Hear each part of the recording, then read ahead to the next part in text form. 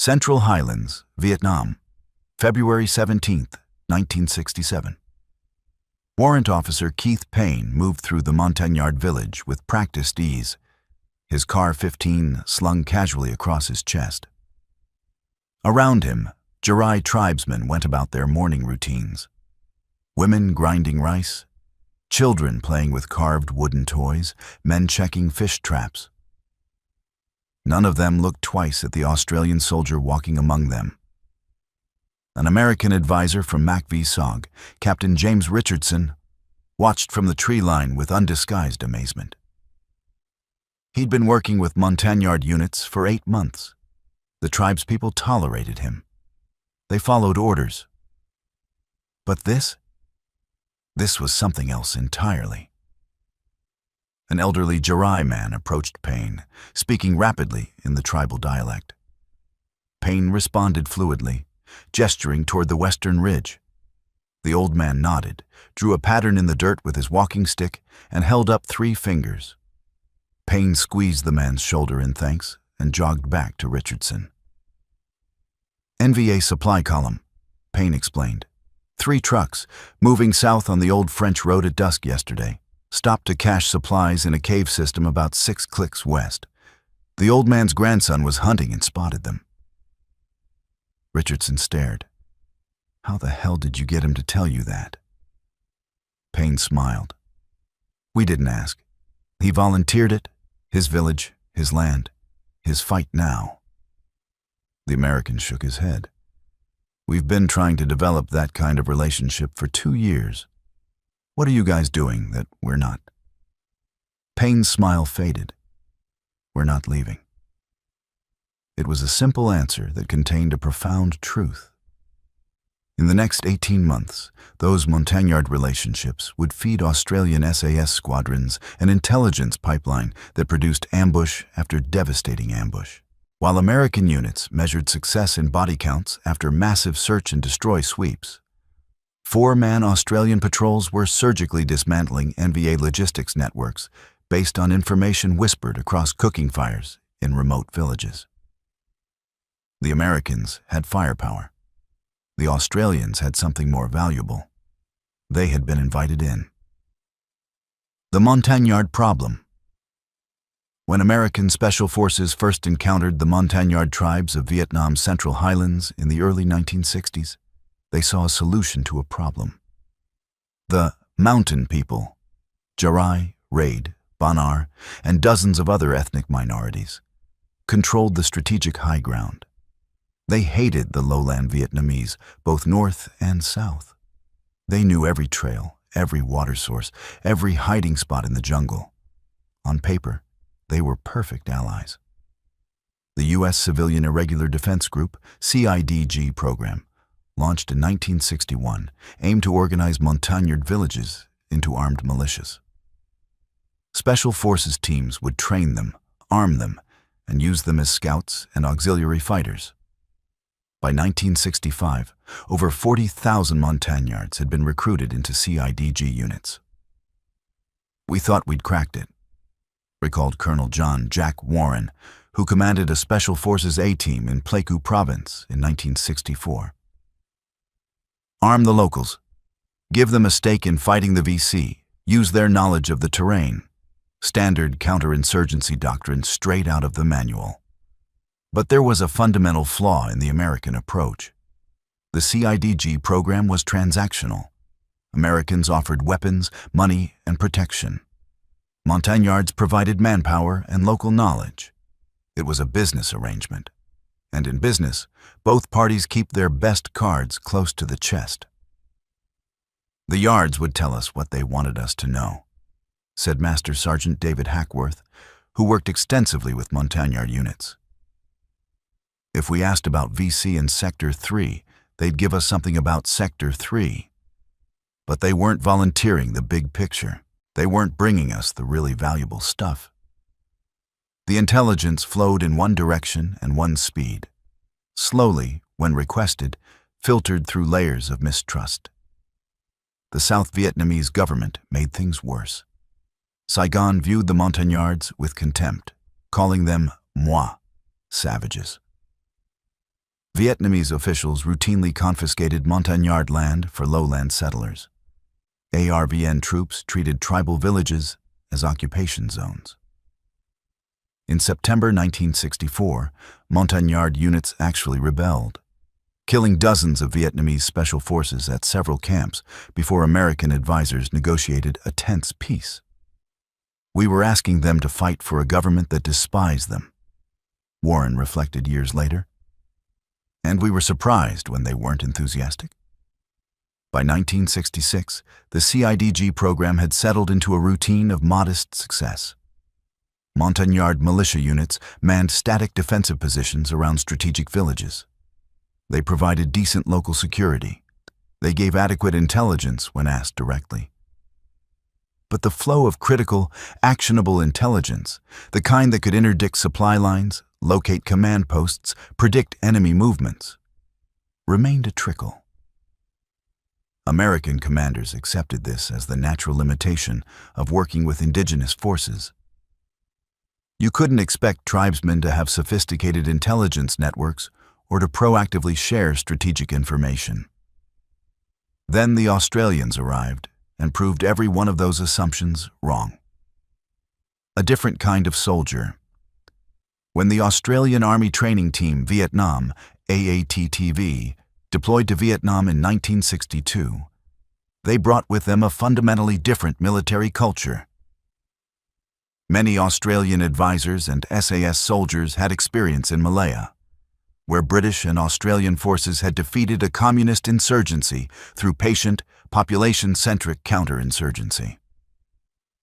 The Malayan emergency had taught them critical lessons. Locals are people, not assets. Trust is earned in years, not bought in weeks. And the best intelligence doesn't come from interrogations. It comes from conversations. When the 1st and 2nd SAS squadrons began rotating through Vietnam in 1966, they applied these principles to their Montagnard relationships with methodical determination. Warrant Officer Ron Eglinton was part of the initial Australian engagement with Jarai villages in Phuoc Tuy province. His approach horrified American liaison officers. The Yanks wanted us to set up a base camp and have the yards come to us, Eglinton recalled. We did the opposite. We went to them, lived with them, ate their food, learned their language. Not just a few words, really learned it. The Australian method was deliberate and time-consuming. When an SAS patrol identified a Montagnard village in their operational area, they didn't swoop in with helicopters and translators. They walked in slowly, weapons slung, hands visible. They sat with the elders. They accepted hospitality. They asked permission. The first time we entered a raid village, we spent 3 days just sitting around, said Sergeant Terry O'Farrell of 2 Squadron SAS. No requests, no demands. We watched how they lived. We helped with small tasks when invited. We played with the kids. We acted like guests, not conquerors.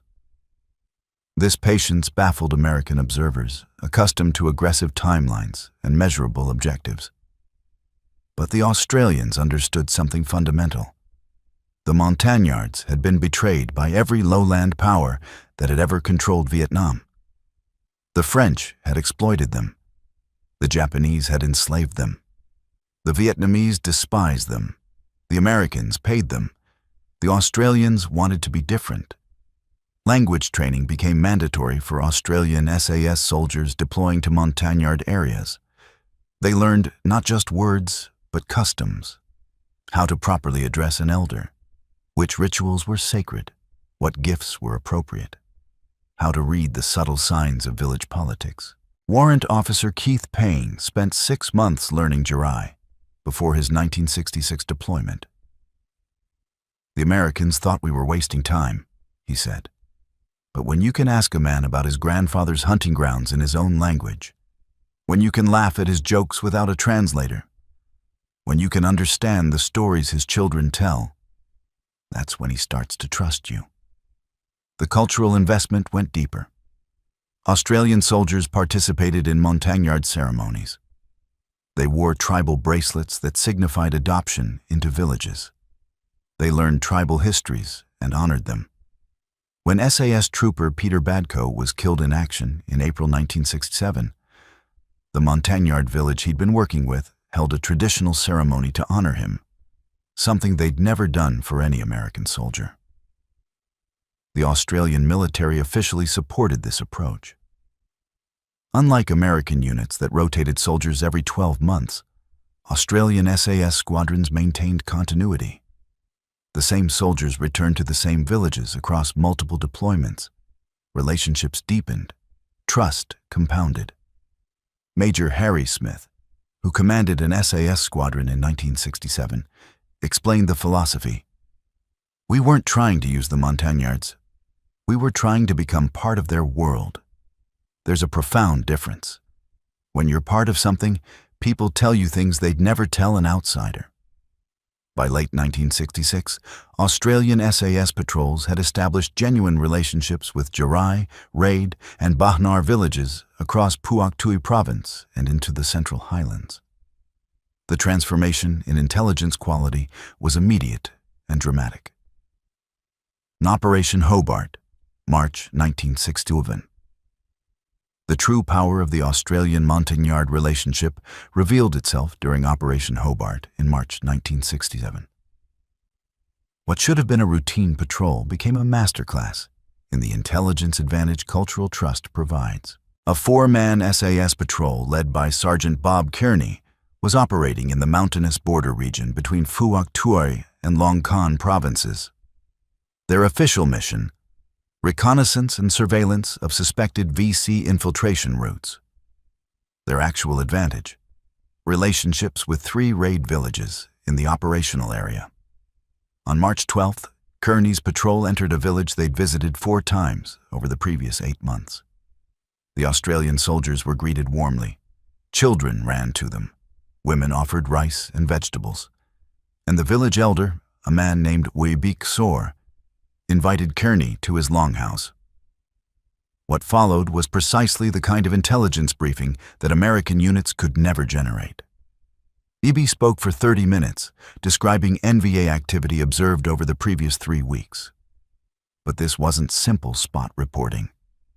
The elder had been analyzing patterns, drawing conclusions, connecting pieces of information from multiple sources. His intelligence assessment was sophisticated. The soldiers who wear the better uniforms came through twice at night. Not the ragged ones, the better ones. They were not carrying packs. They were carrying metal boxes, very heavy. They walked like men carrying treasure. They went to the old French mine, the one with the collapsed entrance. They were there for 2 hours. When they left, they had no boxes. NVA weapons cache. Location specified. High value based on the cache guard's unit quality. And YB wasn't finished. 3 days later, different soldiers came. Many of them, maybe 100. They spread out in the valley, searching. They found nothing because they didn't know about the hidden entrance. They were angry. They burned a small building and left. NVA security sweep following the cache establishment. The Montagnard intelligence network had observed it and correctly assessed its purpose. Yesterday, 2 scouts came through. They watched the mine from the ridge. They stayed all day. They left when the rain started. They will come back. Active surveillance by NVA intelligence elements, suggesting the cache was designated for a specific upcoming operation. Kearney radioed the intelligence to SAS headquarters, which immediately tasked additional patrols to the area. Over the next 4 days, Australian soldiers established observation posts covering all approaches to the mine. The information from YB proved meticulously accurate. On March 18th, an NVA detachment arrived, precisely as predicted. What they found instead of their weapons cache was a devastating L-shaped ambush executed with clinical precision. The Australian patrol initiated contact at 40 meters. In 90 seconds of controlled fire, they killed 11 NVA soldiers and wounded at least 6 more. The Australians suffered 0 casualties. The surviving NVA fled, leaving behind documents that revealed plans for a major attack on an ARVN district headquarters. The operation was briefed at MACV headquarters in Saigon. American intelligence officers were stunned by the quality and detail of the pre-ambush intelligence. An American colonel asked Kearney how he developed such a comprehensive picture of enemy activity. "We asked our friends," Kearney replied simply. But Operation Hobart was just the beginning.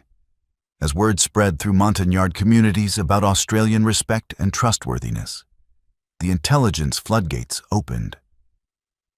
The Intelligence Revolution, April-September 1967. Between April and September 1967, Australian SAS squadrons conducted 43 combat operations in their assigned sectors. 38 of those operations, 88%, originated from intelligence provided voluntarily by Montagnard villages. Compare that to American Special Forces operations in the same period. Only 23% originated from unsolicited indigenous intelligence. The Americans still relied primarily on signals intelligence, aerial reconnaissance, and captured documents. The Australian Montagnard intelligence network operated at a level of sophistication that astounded military analysts. Montagnard villagers weren't just reporting enemy sightings. They were conducting surveillance operations. In May 1967, a Jarai hunter reported to his Australian SAS contacts that NVA troops were using a specific trail junction as a command liaison point. But he didn't just report a location. He'd observed the pattern. Meetings occurred every 3 days around midday. Always 3 officers. They arrived separately, met for about 20 minutes, then departed in different directions. An Australian patrol set up an observation post overlooking the junction. The hunter's intelligence was flawless. On the appointed day, 3 NVA officers converged on the junction exactly as predicted. The Australian patrol could have ambushed them, but chose instead to photograph them and track their departure routes, gaining far more intelligence than a simple kill would have provided. The photographs identified 2 officers as known NVA regiment commanders. The third was later identified through signal intercepts as a Chinese advisor. The meeting location became a regular intelligence collection point. The Montagnards were thinking like intelligence officers, said Major Jim Wallace, Australian intelligence liaison in the 3rd Corps. They understood what was valuable. They observed patterns. They drew conclusions. They didn't just tell us what they saw. They told us what it meant. The Vietnamese perspective reveals why this relationship was so devastating to their operations. Nguyen Van Linh, a former NVA battalion intelligence officer, recalled, "We knew the American Special Forces worked with the mountain people. But those relationships were fragile. The mountain people would tell the Americans some things, but not everything. They took American money and weapons, but kept their real secrets. The Australians were different. The mountain people fought for them like they were defending their own families. They told the Australians everything. Our movement became difficult, then dangerous, then nearly impossible in areas where the Australians operated. We started avoiding those regions entirely because we couldn't move without being reported." The network effect. As Australian Montagnard relationships matured through 1967 and 1968, something remarkable emerged. A self-organizing intelligence network that operated independently of Australian direction. Montagnard villages began sharing information with each other specifically to support Australian operations. A raid village would hear about enemy activity and proactively send a runner to a neighboring Jarai village that had stronger Australian connections. Intelligence moved through traditional tribal communication channels, but now flowed deliberately toward Australian contacts. Sergeant Chris Roberts experienced this firsthand in August 1967. His patrol was operating in an area they'd never visited before when they encountered a Bonar village. The village elder approached Roberts and, through gestures in broken Vietnamese, made it clear they had information about enemy activity. "We'd never been to that village," Roberts recalled. "We didn't have any relationship with them. But they'd heard from another village that Australians could be trusted. They wanted to help us because we'd helped other mountain people. The network had extended itself." The information, an NVA company staging area with a field hospital, led to one of the most successful Australian operations of the war. But more importantly, it demonstrated that Montagnard communities had essentially recruited themselves into the Australian intelligence network. American units tried to replicate the Australian approach with mixed results. The problem wasn't methodology. American Special Forces soldiers were highly capable. The problem was institutional commitment and strategic patience. "We tried doing what the Aussies did," said Captain Michael Torres, who commanded an SFA team in the Central Highlands in 1968. "We learned some language. We spent time in villages. We tried building real relationships. And it worked, to a point. But then our rotation ended. The new team that replaced us started from scratch. Or worse, they didn't bother trying and just went back to the transactional model." The Australians had guys who'd been working with the same villages for 2 years. They'd come back deployment after deployment. The Montagnards knew them by name. They knew their families back in Australia. That's not something you can replicate with 12-month rotations. The Australian SAS also protected their Montagnard allies with a fierceness that deepened tribal loyalty. When South Vietnamese troops threatened Montagnard villages, Australian soldiers intervened directly, sometimes physically placing themselves between ARVN soldiers and villagers. In October 1967, RVN Rangers attempted to confiscate rice from a raid village that had been providing intelligence to Australian SAS. Warrant Officer Kevin Walsh and his patrol were in the village at the time. Walsh confronted the ARVN lieutenant, informed him the village was under Australian protection, and made it clear his patrol would fight to defend the villagers if necessary. The ARVN Rangers left empty-handed. Walsh later received an official reprimand for the incident. He also received a traditional raid copper bracelet from the village elder, a symbol of permanent adoption into the tribe. "That's when we knew we'd really become part of their world," Walsh said. "They weren't helping us because we paid them. They were helping us because we were family." NVA counter-adaptation and the North Vietnamese Army recognized the threat posed by the Australian Montagnard alliance and attempted to counter it through intimidation and reprisal. NVA political officers targeted Montagnard villages known to cooperate with Australians. Between June 1967 and March 1968, at least 11 villages suffered retaliatory attacks.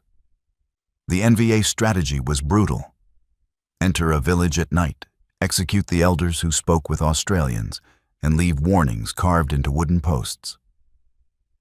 It backfired spectacularly. The attacks transformed Montagnard cooperation from pragmatic alliance into blood vendetta. Villages that had been cautiously helpful became actively hostile to NVA forces. Montagnard men who'd been reluctant scouts became aggressive combat auxiliaries. After one particularly vicious attack on a Jarai village in December 1967, village warriors tracked the responsible NVA unit for 3 days before ambushing them with Australian support. Of the 23 NVA soldiers in the unit, only 2 survived. The Montagnards took no prisoners. The NVA thought they could terrorize the mountain people into silence, said Trooper Michael Deek. Instead, they gave them a reason to fight. Every village they hit became more valuable to us, not less. Because now we had people who wanted revenge and had the local knowledge to get it. By early 1968, NVA commanders in areas with heavy Australian Montagnard presence faced an impossible situation. They couldn't move during daylight because Montagnard eyes were everywhere. They couldn't safely use established trails. They couldn't cache supplies without risk of discovery, and they couldn't retaliate against villages without making the problem worse. Statistical impact of the numbers tell the story. Between January 1967 and December 1968, Australian SAS squadrons operating in Montagnard regions conducted 138 successful combat operations. 87% originated from Montagnard intelligence. Those operations resulted in 492 confirmed NVA-VC killed, 23 enemy base camps destroyed, 42 weapons caches captured or destroyed, 89 enemy wounded evacuated from contact zones. 0 Australian combat fatalities directly attributable to intelligence failures. The Australian kill ratio in these operations averaged 24.1, among the highest of the entire war. But the strategic impact went beyond body counts. NVA logistics networks in Australian operational areas suffered approximately 40% reduction in efficiency based on captured documents and post-war Vietnamese accounts. Tet Offensive, the intelligence that wasn't ignored. The Tet Offensive in January 1968 shocked American forces across Vietnam. Coordinated attacks struck cities and military bases simultaneously, catching U.S. intelligence completely off guard, except in areas where Australians worked with Montagnard allies. Starting in early January, Montagnard villages in Phuoc Tuy province reported unusual NVA activity to their Australian contacts. Increased troop movements, larger supply columns, officers conducting reconnaissance of provincial towns they'd never shown interest in before. Australian commanders compiled these reports and forwarded them up the chain with warnings of a possible major offensive. The intelligence was largely ignored or dismissed by McAfee headquarters. Americans had their own intelligence sources, signals intercepts, aerial reconnaissance, captured documents. Random reports from tribal villagers didn't fit the established intelligence picture.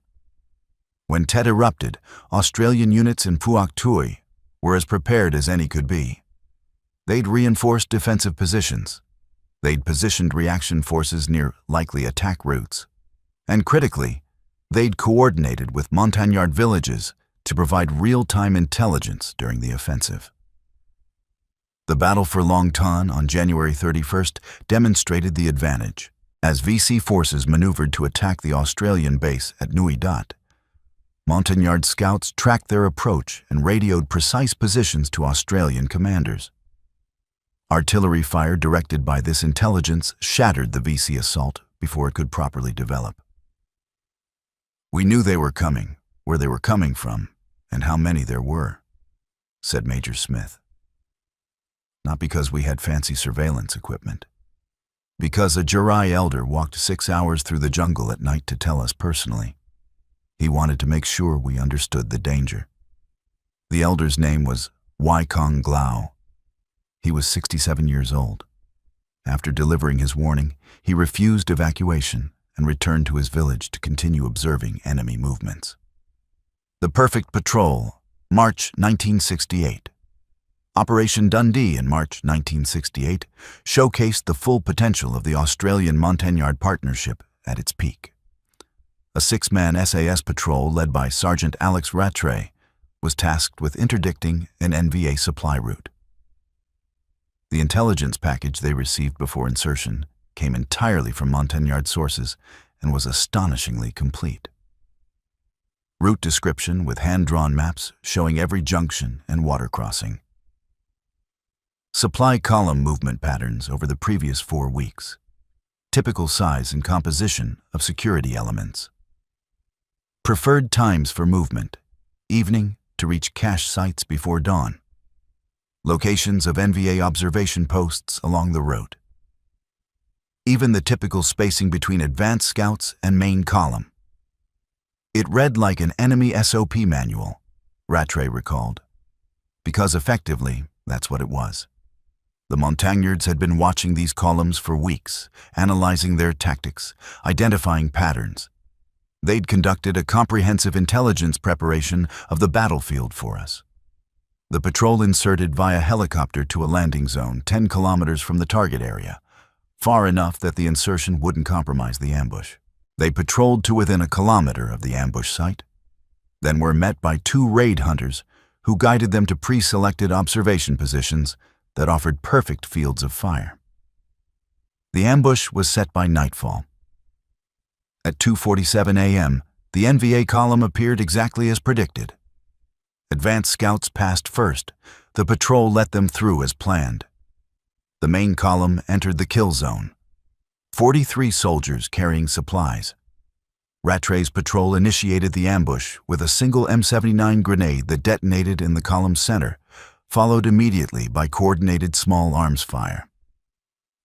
The NVA security element, positioned exactly where Montagnard intelligence had indicated, was suppressed by pre-positioned claymore mines. The engagement lasted 4 minutes. All 6 Australian soldiers fired a total of 382 rounds. When they conducted a hasty battle damage assessment before withdrawing, they counted 31 enemy dead and captured enough supplies to support an NVA company for 2 weeks. 0 Australian casualties, 0 ammunition malfunctions, 0 intelligence surprises. It was the perfect patrol, Rattray said years later. Perfect because we knew everything before we went in. And we knew everything because the Montagnards had done half the operation before we even arrived. Beyond combat, humanitarian impact. The Australian-Montagnard relationship also produced unexpected humanitarian benefits that reinforced the alliance. Australian military medical teams treated Montagnard villagers routinely, not as a transactional intelligence gathering tool, but as an extension of the alliance. SAS medics became familiar figures in tribal villages, treating everything from malaria to complicated childbirths. In April 1968, an Australian medic named Corporal Peter Lake spent 4 days in a raid village fighting a cholera outbreak. He radioed for additional medical supplies and stayed with the village until the crisis passed, despite orders to return to base. He later received a formal reprimand for disobeying orders and the village elder's ceremonial knife as a gift. The Americans had civic action programs too, Lake explained. But they were programs, organized, scheduled, transactional. We just did what neighbors do. Someone's sick, you help them. The mountain people understood the difference. The humanitarian dimension created self-reinforcing loyalty. Villages helped Australians militarily. Australians helped villages survive. Trust deepened. Intelligence quality improved. Military operations succeeded, which enabled more resources for helping villages. The cycle built momentum. When Australian forces withdrew from Vietnam in 1971, the Montagnard communities that had allied with them faced abandonment and retribution. Many villages were forcibly relocated by the victorious North Vietnamese government. Tribal leaders who'd worked with Australians were imprisoned or executed. The Australian government eventually resettled hundreds of Montagnard refugees in Australia, acknowledging a debt that other nations ignored. Today, substantial Montagnard communities live in Australia, maintaining cultural traditions and teaching their children about the Australian soldiers who once lived among them. The strategic lesson of the Australian Montagnard Alliance remains relevant.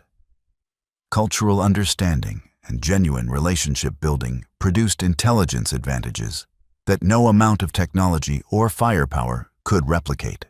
4-man Australian patrols with Montagnard allies achieved intelligence dominance in their sectors that entire American battalions with satellite imagery and signals intercepts couldn't match. The fundamental difference was philosophical. Americans asked, "What can these people do for us?" Australians asked, "How can we become part of this community?" The first question produces employees. The second produces family. In post-war Vietnamese accounts, NVA veterans describe Australian operational areas as the most difficult terrain they fought in, not because of the jungle or the firepower, but because of the intelligence environment. We could disappear from the Americans, one former NVA officer explained. We couldn't disappear from the mountain people when they were helping the Australians. They knew the land too well. They knew us too well. The irony is profound. America's massive technological intelligence apparatus, satellites, sensors, reconnaissance aircraft, signals intercepts, was consistently outperformed by elderly Montagnard hunters who whispered observations across cooking fires to Australian soldiers who'd bothered to learn their language. The lesson wasn't lost on military historians. When U.S. forces deployed to Afghanistan decades later, Special Operations Doctrine explicitly referenced the Australian Montagnard model as the template for population-centric intelligence operations. Understanding came too late to change Vietnam's outcome, but the knowledge survived. Back in that Jarai village in February 1967, when Warrant Officer Payne explained to the American advisor that, "We're not leaving," he was describing more than operational tempo. He was describing a commitment that transformed tactical allies into brothers, and in doing so, transformed intelligence gathering from transaction to gift. The Montagnards gave Australian soldiers intelligence that won battles. The Australians gave the Montagnards something rarer in that war: respect, protection, and ultimately, a home.